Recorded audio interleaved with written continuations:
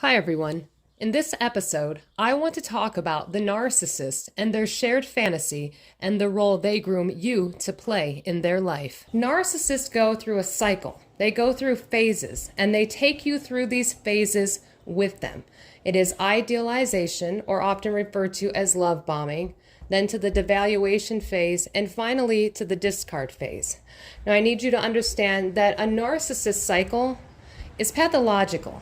So the cycle is always running in the background, regardless of where you are at in the phases of this cycle. So initially, when a narcissist meets you, they idealize you. They see you and take a snapshot of you in the moment that they meet you and decide that you're going to be the perfect fit for the role that they are going to groom you for. Now, what are these roles that they are grooming you for? A narcissist grooms you to play 3 specific roles, and they are seen as services. You are there to be a service provider. Narcissists do not see people as people. They do not see you as an autonomous person. They see you as an object, as a character that is meant to meet their needs and play, again, a specific role.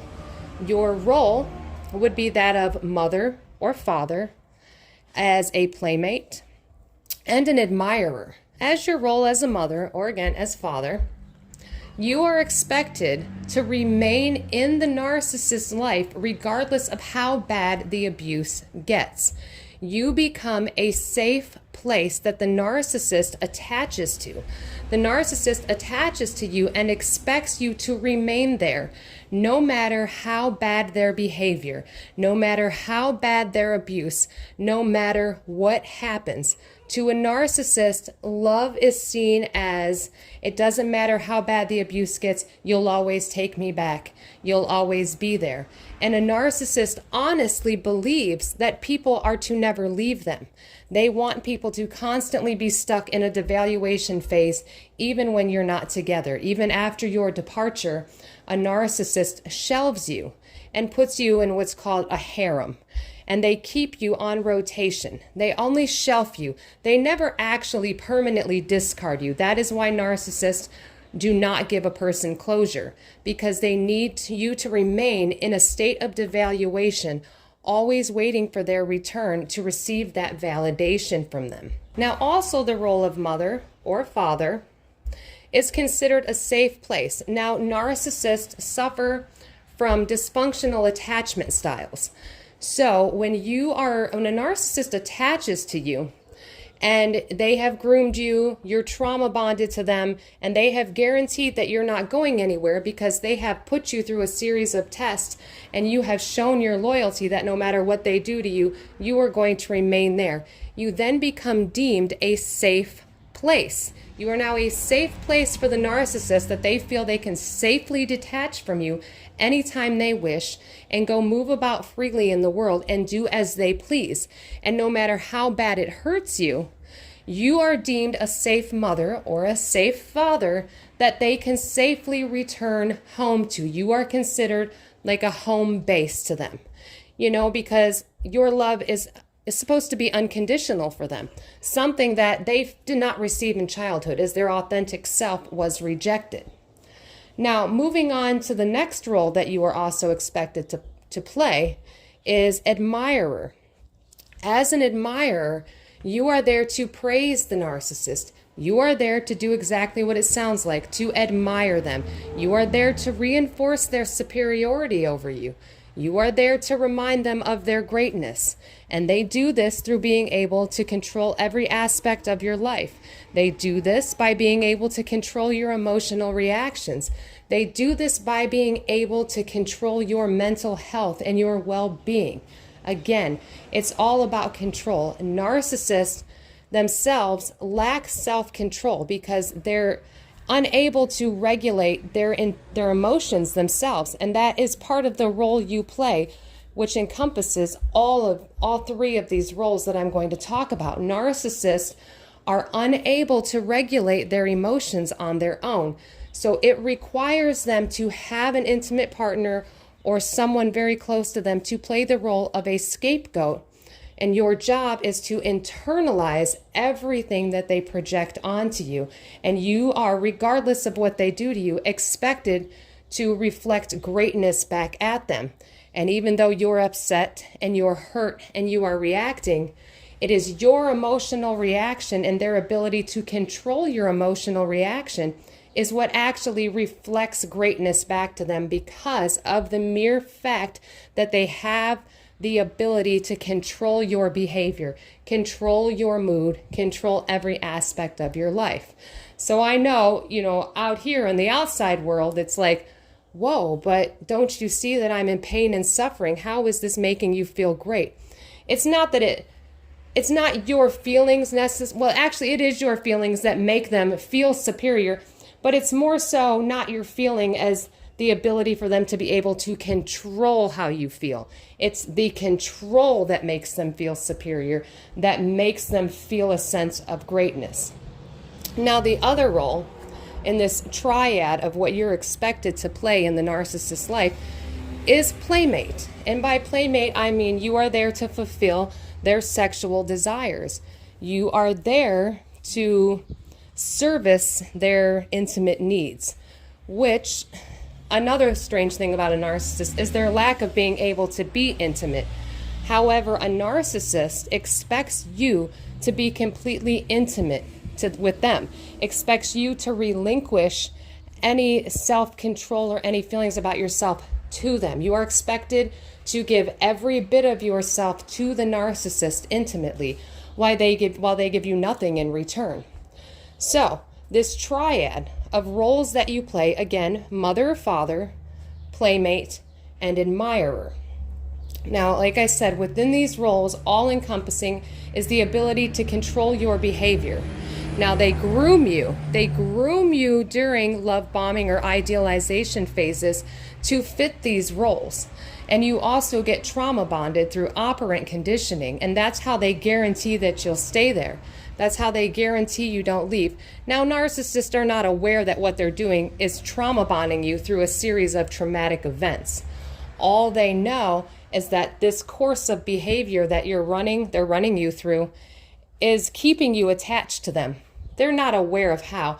Now, if it's a self-aware narcissist and they understand trauma bonding and the psychology behind it, well, sure. But if you reach a narcissist who is at that point, then they're generally working on modifying their behavior to not continue to do that to people. And I stated in another episode that narcissists, everything they engage in is a learned behavior. Everything. I know they lack empathy, but empathy is, again, it's a learned skill. Everything that you do is a learned behavior. Everything that everyone engages in are learned behaviors meant to get our needs met. Narcissists do this in a very destructive, dysfunctional way. And unfortunately, when you are unaware of what you're dealing with, when you're in this cycle of abuse, you enable that behavior because you do not understand that nothing you do will ever be good enough until you're finally on the outside and begin to self-reflect on your own behaviors and you begin to heal. So now, as I previously mentioned, narcissists need you there to reinforce their superiority. They need you to be a home base. They need you to fulfill all these things that somewhere in childhood they missed, that their childhood was lacking. Now, children mimic everything from that they learned in childhood into their adulthood. You, me, the narcissist. The roles that they expect people to play for them, are a mirror, they're mimicking what they learned in childhood from their caregivers and from their environment. And the same thing for you and the same thing for me. I had a narcissistic parent. So I, continue to mimic that throughout my relationships in life until I woke up to what was going on. And that required me to have a level of accountability and learn about myself. And I know it's just a terrible thing because people often say, why do I always have to clean up everybody else's messes? It's unfortunate, but you do. These things were inflicted on you. These things are learned behaviors.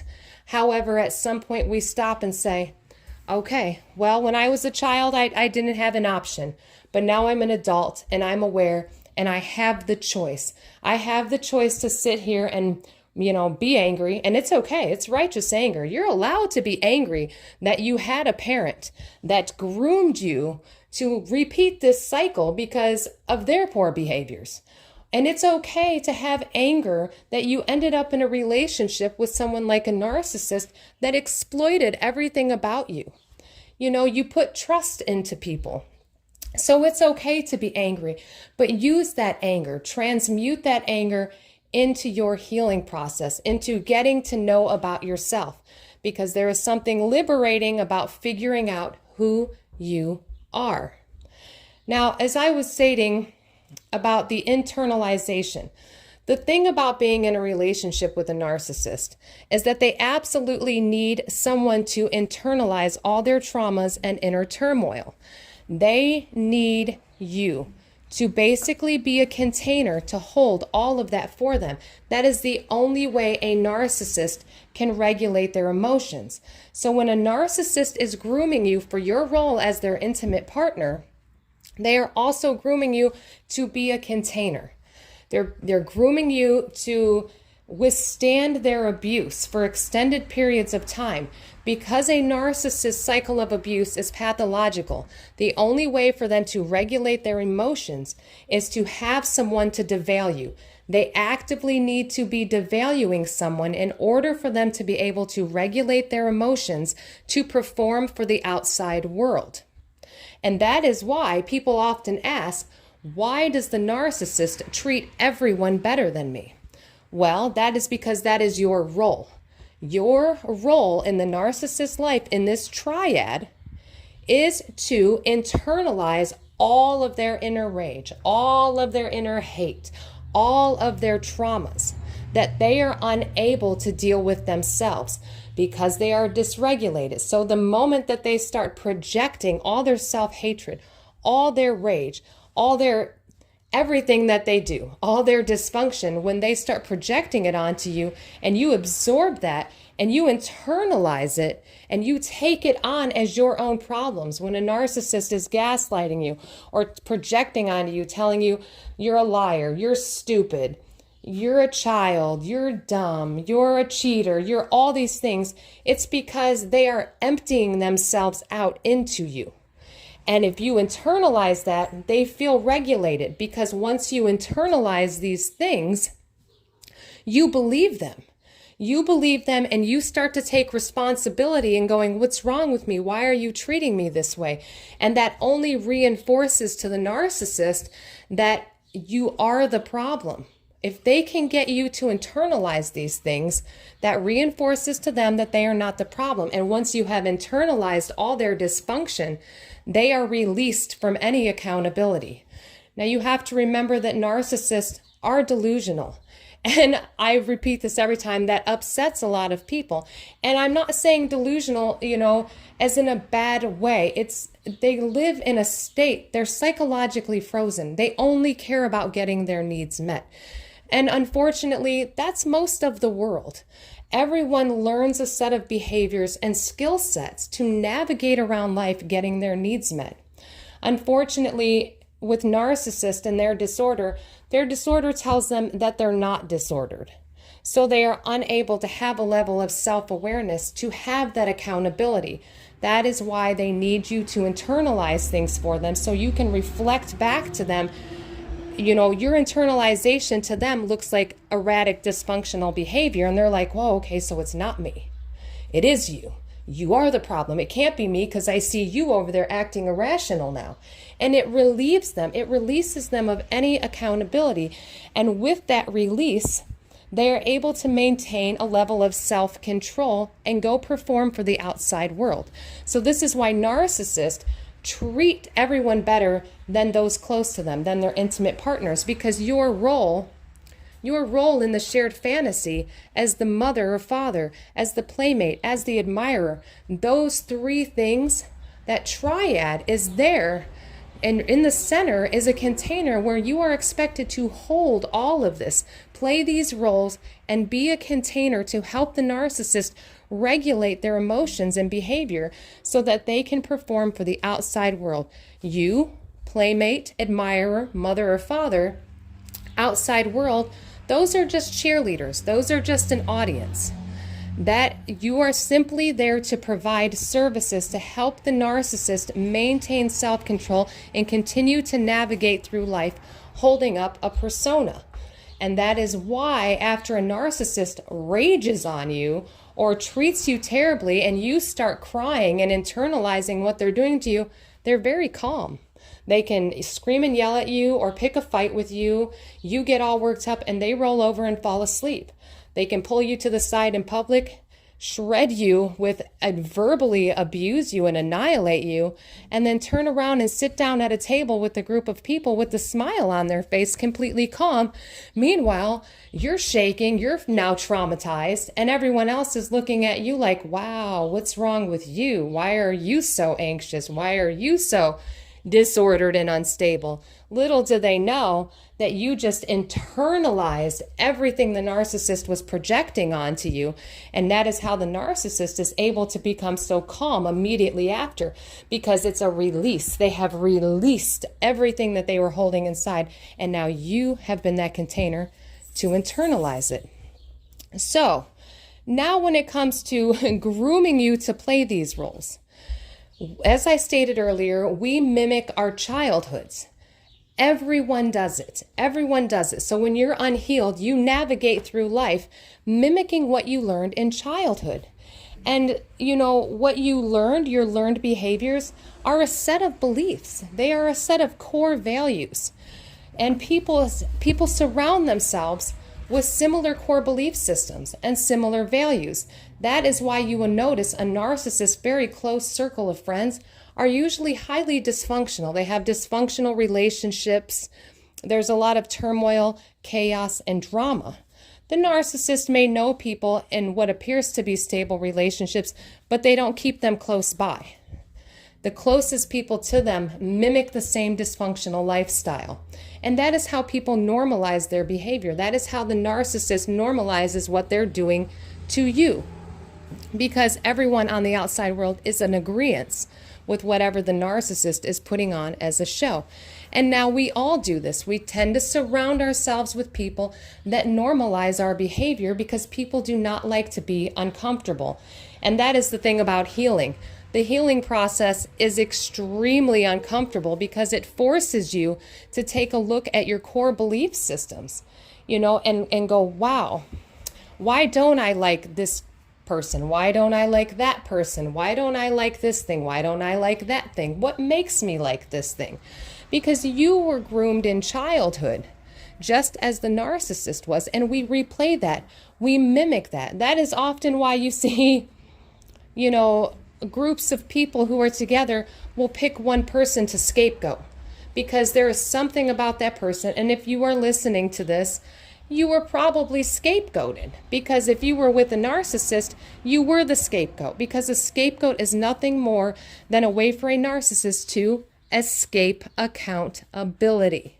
And that's what a scapegoat does. A scapegoat is there to be a container to hold all of the narcissist dysfunction so the narcissist can escape and avoid accountability and go perform for the outside world. So when I talk about how a narcissist grooms you for your specific character, what a narcissist does is they mimic what they saw in childhood. And we all do this. I stated that earlier. So the way the narcissist grooms you to play this character in this triad is based upon what their family dynamic was like in childhood and what they learned a mother's role should be or a father's role should be. If, you know, the male narcissist believes that a mother is to be of service to the man. If a narcissist believes a woman is meant to be submissive to a man because that is what he saw in childhood, then that is what you are being groomed to do. I hope this video helped you make sense of the shared fantasy and the roles that you play, and I highly encourage all of you to sit down and kind of map out your childhood. Draw a picture of yourself and everyone in your family dynamic, and kind of look at their characteristics and their traits, and then look at your characteristics and traits. Because ultimately, we keep replaying what we learned in childhood. We attach to relationships that remind us of our childhood because it is familiar, it is comfortable. We may know it is dysfunctional, we may know it is abusive. However, we tend to attach to what is familiar and what we know and replay that over and over, somehow expecting things to change. However, things will not change until you get to the root of your own issues. And the more you do that, the more you identify your own core issues and look at the belief systems that you were taught that keep you in these cycles of these relationships, a certain type of relationship. With that grows self-awareness, and it also increases your emotional intelligence. Again, I speak in another video about how emotional intelligence is a learned skill set. Empathy is a learned skill. And there is cognitive empathy, and that is what narcissists have. They're able to recognize that you're in pain and that you're suffering, and they know how to, when need be, respond accordingly to put on a show for people. But again, it is a learned skill. And if you grew up in a highly narcissistic family unit, no one taught you these skills. These were skills that you started to learn throughout life, but that is all we do as humans. We keep learning behaviors, learning skills for us to be able to successfully navigate around and continue to survive. We do whatever is necessary to get our needs met. Again, unfortunately, when it comes to narcissists, the way they get their needs met can be extremely damaging to those close to them.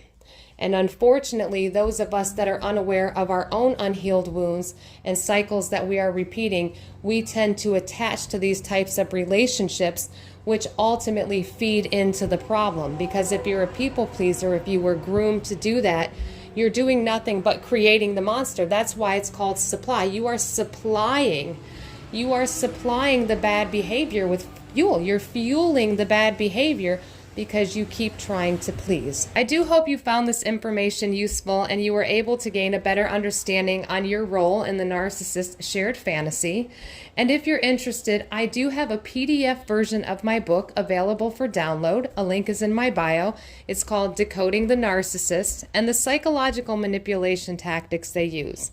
In this PDF, I go through the ego defense mechanisms that they use unconsciously, which manifest in manipulative behavior, and also the conscious manipulations that they do in order to gain narcissistic supply.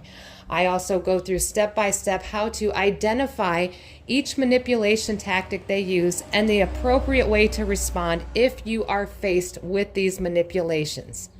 Well, have a great day, guys. Thank you again so much for listening. Stay safe, stay strong, and keep getting the knowledge. You are all going to be amazing.